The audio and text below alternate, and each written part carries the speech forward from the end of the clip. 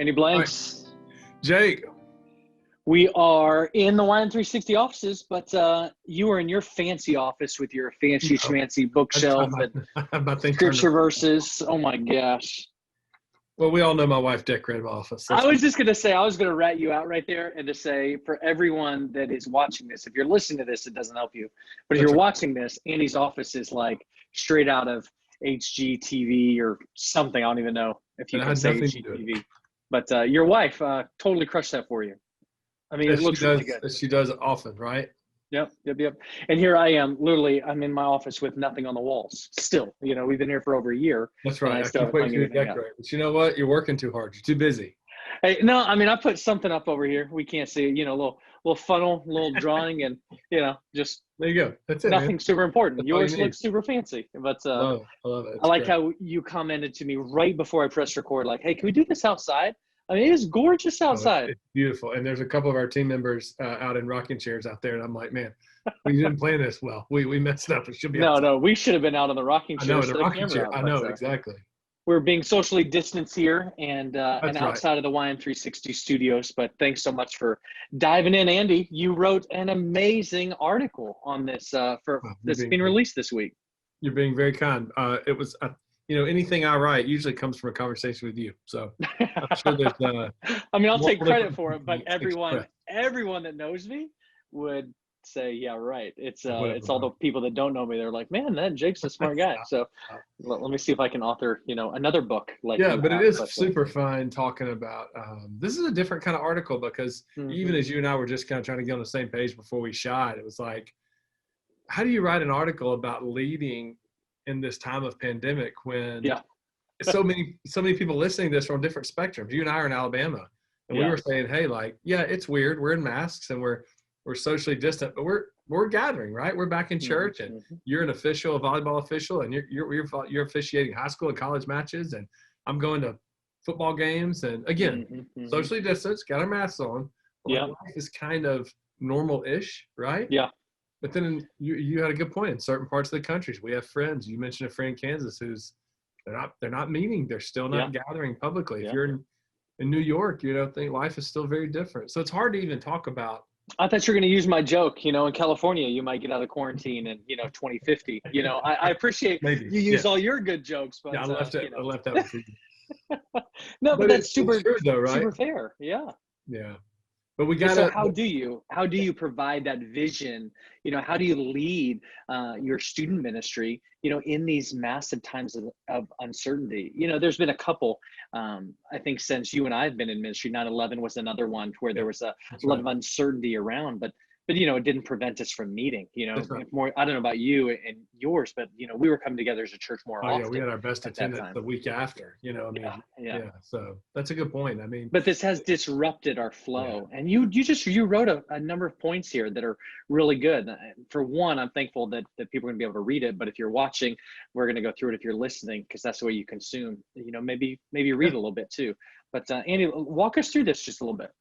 Well, I think as we think about it, I mean, one of the things you and I were saying as we were processing this is, yes, it's uncertain, but we can't stop leading, right? There's, and we know it's frustrating, and we are so blessed to be able to talk with youth workers daily, and interact with youth workers on the phone or live chat, or used to be in person, not so much anymore, but we know it's hard, right? I mean, we know it's frustrating, it's challenging, and for every positive, like, oh, I'm having new experiences with my students.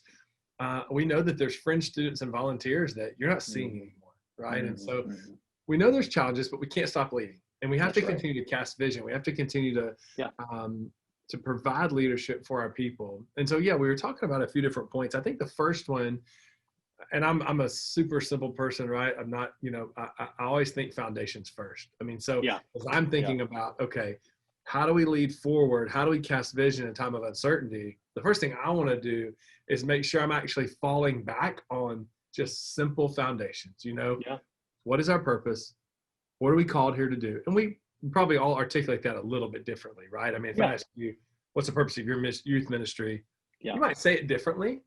I think we're probably all on the same page. Yeah. We're living it out maybe contextually, but the purpose is still always the same: glorify Christ, students to interact with him, grow in their next steps. The vernacular could change.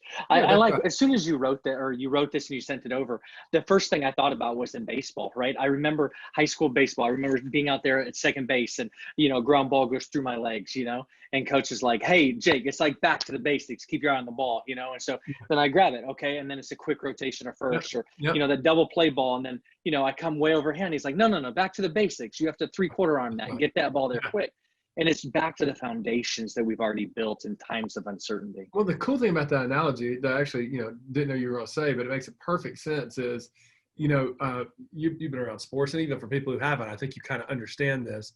Sometimes for an athlete, the game gets sped up, it gets too fast, right? And that's when you start to make mistakes. And so a coach looks at you and is like, slow it down, focus on the basics. And it's kind of like, it calms you, it gets you back into familiar spaces. And I think that's the same, the heart of that. That's one thing I love that analogy. It's the same as what I was trying to articulate is, it's chaotic, it's uncertain. We're going to be casting vision. We're going to be providing a pathway. And guess what?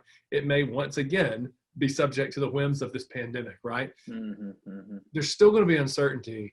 So let's make sure that we're communicating to our volunteers, our team, if you have one, your assistants, volunteers, students, their parents. Let's just make sure we're focusing on those foundational truths that anchor you to your ministry, right? Because things are, that's correct. Yeah. So let's make sure that we're talking and we're communicating everything, that we're focusing on the foundations. And just to be, transparent, knowing that there's youth workers on every end of the spectrum that are, that we reach and connect with. I can imagine you're a guy or a gal and you're, reading this or participating with this online, that you're like, dang, I'm new. I don't have any foundations to fall back to, or maybe this is, and there was another great training that we did recently of what if those foundations weren't solid to begin with. Now you can really see the cracks, but here there's the 4 remaining pieces here are really for you to help build that, the foundation, if you will, even in this time of uncertainty. I think the second one here that you put is over communicate in this atmosphere of transparency. But the key word there is over communicate and transparency. Unpack that a little bit for us. I think if we look around us at the time of us filming this, what just happened in the last week or so, the president and his staff have gotten sick with the COVID virus. And what are people saying on both sides of the aisle, right? Like, we need more information. We need more information. We need to know about what's happening, right? And I don't care what side of the political spectrum you're on. That's valid, right? I mean, we want more information.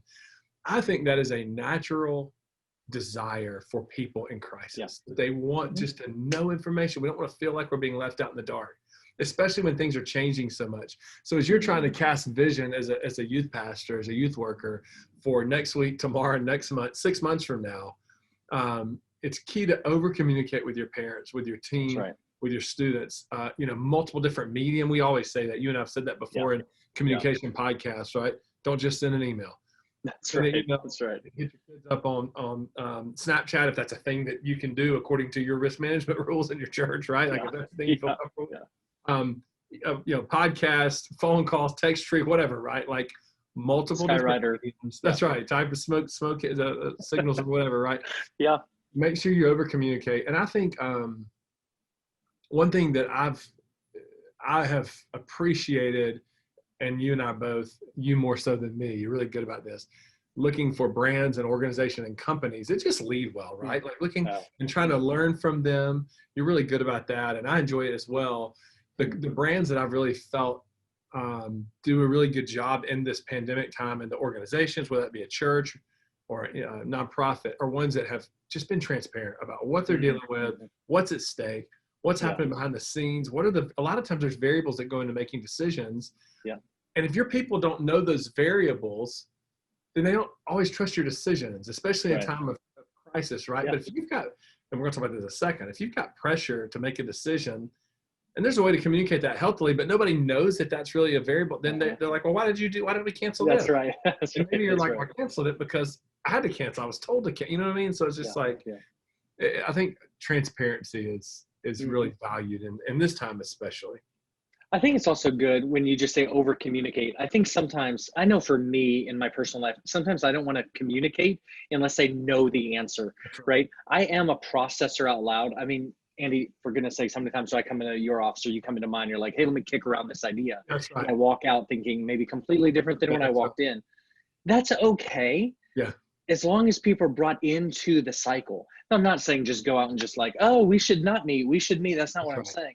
But at least let parents and the team members and your staff and your students even let them in on the thinking a little bit, because the transparency, that way when something is canceled, they'll come back and be like, man, you're right.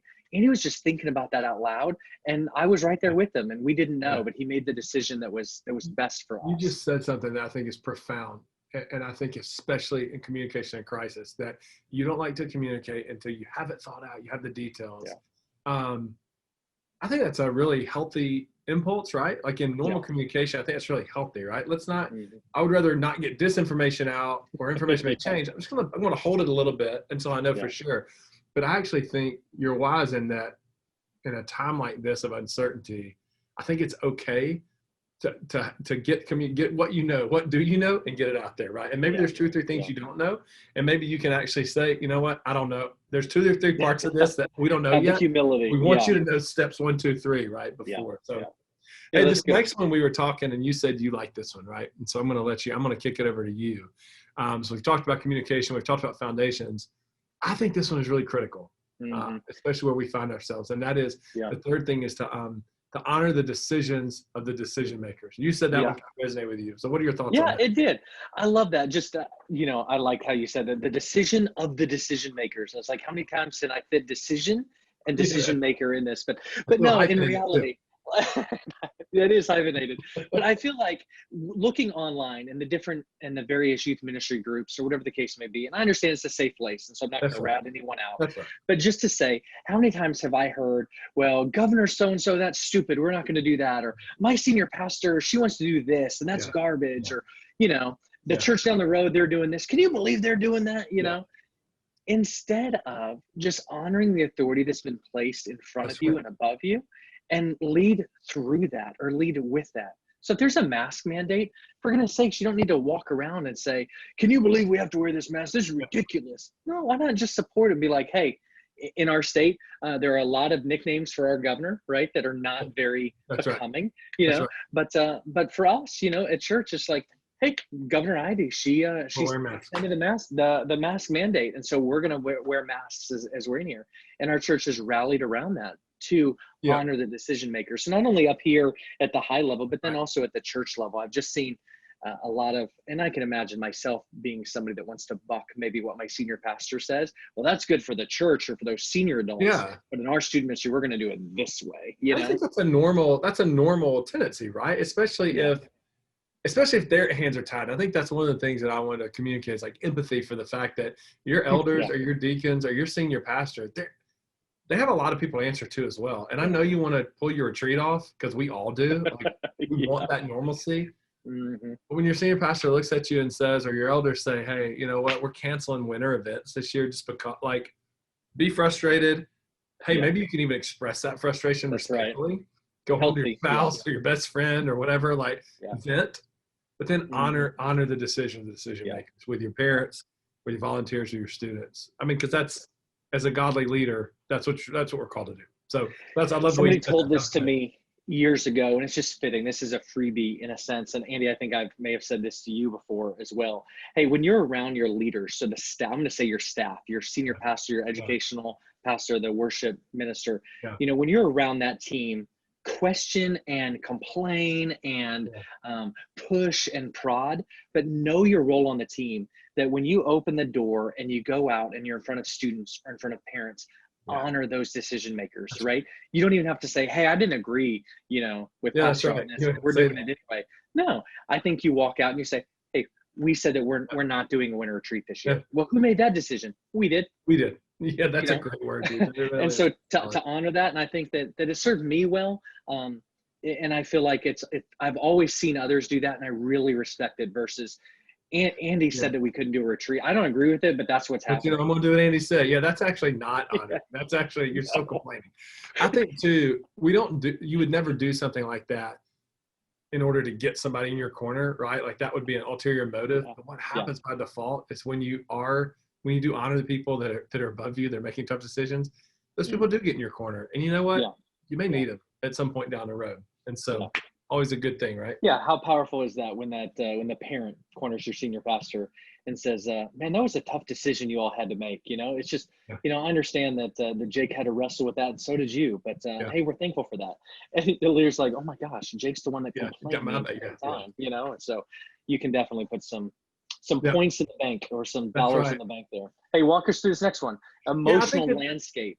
Yeah, the fourth one is really just about just kind of leaning into the emotions that your people are feeling. So when you have to cancel things, your staff is upset, your volunteers are upset, your students are upset. Like, it's easy to try to avoid that because it's uncomfortable, or it's easy to try to explain that away. My wife's her background's in counseling, and one thing she tries to help me over the years is when my kids get upset or frustrated, I'm a problem solver. So I just want to move right through it. I'm like, hey, don't be upset about that. Let's go do that. And she's like, hey, you know what? It's actually like his bike broke. It's his brand new bike. Like, it's okay for him to be upset, right? Let him be upset.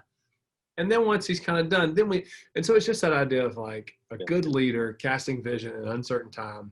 It just owns the emotional environment of your people. Let them be, they're going to be frustrated. Sitting out with them for a little bit, right? Like, I know it's frustrating. I know it sucks to cancel another small group gathering, or I know that we really want to be back on Wednesday nights in the large room, but we're going to be in people's homes for a few more weeks. I know there's a loss there for you. Like our seniors have a couple of years ago on our Sunday mornings have started pulling out and doing their own Sunday morning. And it was something that started a few years ago. And you laugh. We laugh because I wasn't in support of it, right? Like, it wasn't something that I was like in support of.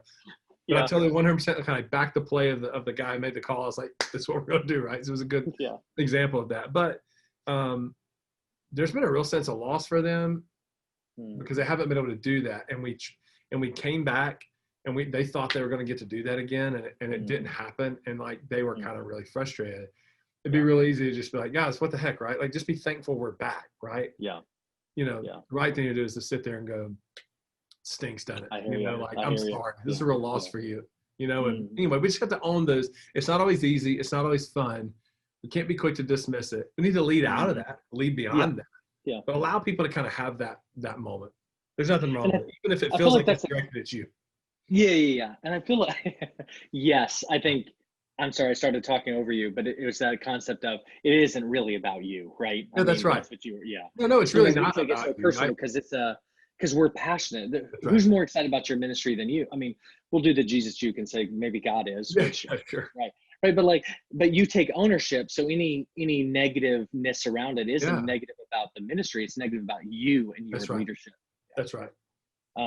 Which leads to this last one though, and I like it, and it's a good summation. I feel like as I read this, I have my iPad over here, that's where I keep pointing. But as you were writing this and typing this out, I just picture Paul. I picture him, signing off his letter to to Peter or to Titus. Just this concept is like, project an attitude of hopefulness. I like that. Yeah, there's going to be another side of this thing. None of us know what it's going to look like. And none of us know when it's going to happen. And guess what? It may not be. The other side may be a new normal. I mean, Fauci says, "Oh, we're going to mask for the next 2 years." Maybe that's true. I don't know. Maybe it's true. But there'll be a time where we will all know that we're on the other side of this. It's not. I mean, we got to lead with that in mind. Like, we have to lead with this idea of like, hey guys, this is just a season. Don't know how long it is. It's going to be a season. We're going to get the other side of this.